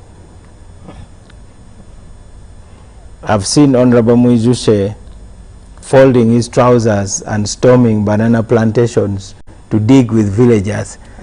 I don't think the sun sets on him there, but he needs the cameras to take his photo and to have a testimony to talk about on radio. That this morning I was tilling the land. Feel what my voters go through. I don't think you have an idea of what the voters go through. It is alleged that the poorest of the poor survive on $2, which actually doesn't apply in the case of Uganda. I don't think it is $2. The World Bank is lying. Not even $1. Even half. Yeah, so if you were given 2,000 shillings a day to live on, then you would have an idea of how to survive. The only way to survive is to get out of the cash economy, so that cash is only for soap and salt. That's the only way. I know that because I lived in the village for long, and the cash was not an issue. Because of time, let me just say, the members of parliament do not try to fill the gap government leaves out of altruism or because they love the people. They do it out of self-interest. And Honorable Muijuche has confirmed that by saying they would like to continue being elected again and again. So you can even promise a bridge where there is no river for the sake of getting elected. I see it differently. By insulating the government from its responsibility to serve, we actually act as a kind of anesthesia. So we anesthetize the population. They don't feel the real pain they should feel. So you are, instead of being live wires to tell the people that the source of your misery is there, the high taxes, the bad policies, the corruption, you are instead saying government has failed to provide drugs, I am going to provide. There are no exercise books, I'm going to buy. So you are basically sabotaging good governance as a result of that. Absolutely. It is important that you build leverage, and you can build leverage by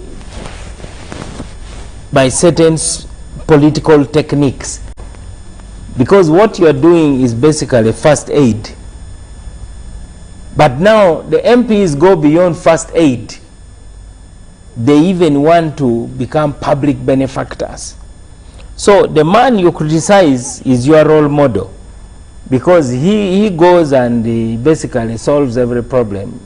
I'm only waiting for him to pledge rain during drought, or at least blame the opposition for drought, one of the two. Unfortunately, you the MPs have nobody to blame, but for him he can either blame the opposition in a kind of mischievous way.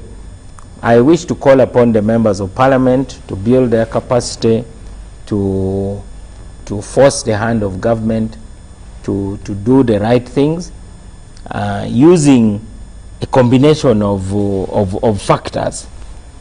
You are better off organizing your population behind you, including denying the ruling party votes. If we were voting consistently for NRM in the north, I doubt whether there would have been any thought about removing people from the camps. We would instead be lobbying the international community to continue giving food to the people in the camps instead of letting the government know that, you know, you don't do this, you don't get support. Okay. The vote is the most powerful weapon. So politicians, you better take the risk. I don't think your people will punish you if you organize them and they become your source of leverage. Thank you so much, Chairman Mao. Thanks a lot, Honorable Mwijuche, who is also a commissioner in the 10th Parliament. Charles, as you conclude, if I don't say this as a commissioner, maybe I may not be serving rightly. The Deputy Speaker and Speaker have different budgets. Each of them has a budget. And these budgets are not according to the sittings you chair. So is that a fact? Yes. So somebody should not come and say, you see, because so-and-so has chaired 15 sittings and this one, so they have no budget. No.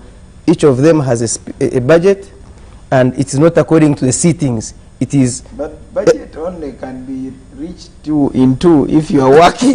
No, if you have integrity. Oh, of course, you know this. Yunus will know this when he gets Parliament after swearing in. If he you will have know integrity, that the Commission has a budget, and you're out of Parliament for one full year, you know, that the Speaker has a budget. Of course, if you have integrity, you don't touch that money. It's yes, that the Speaker has a budget. Don't dip your fingers. So, and I know the standings now.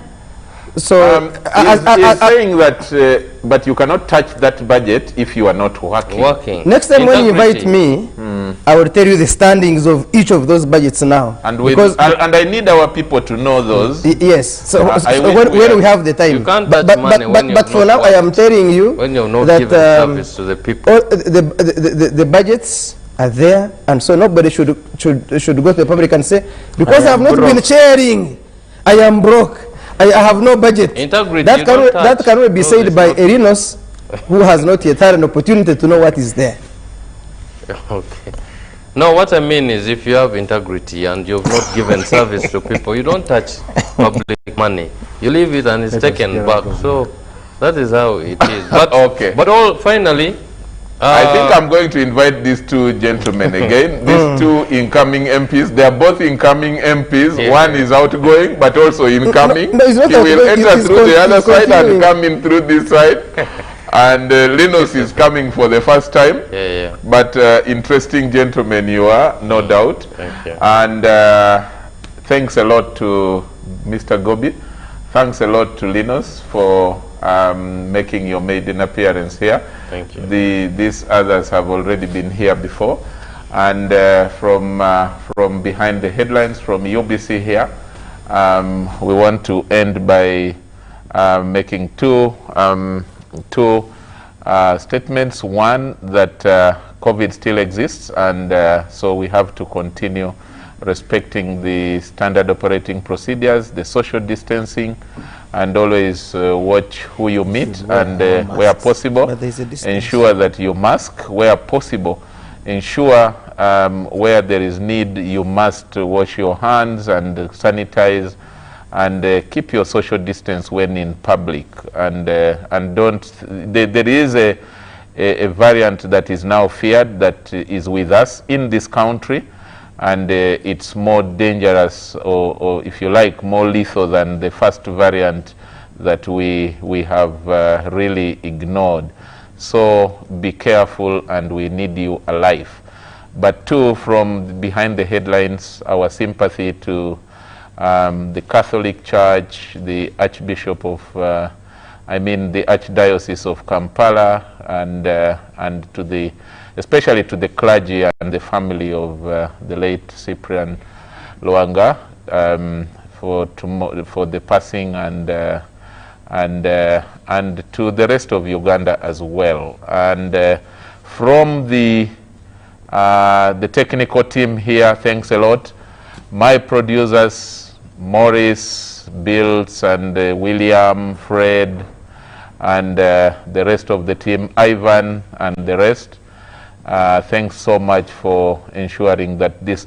My producer has just told me that he had also invited Dr. Baryomunsi as well to be part of this show as a SEC member, but Dr. Baryomunsi sent a late-minute apology that he had been assigned other duties this evening, so he couldn't make it, as well as Honorable Betty Amongi, who requested Lino to represent her. And thanks a lot, and have a good night. God bless you.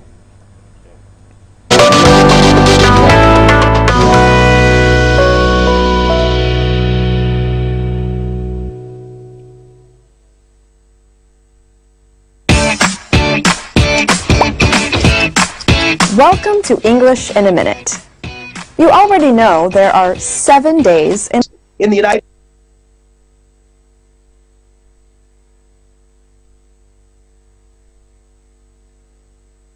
Briefly around the world, and first to the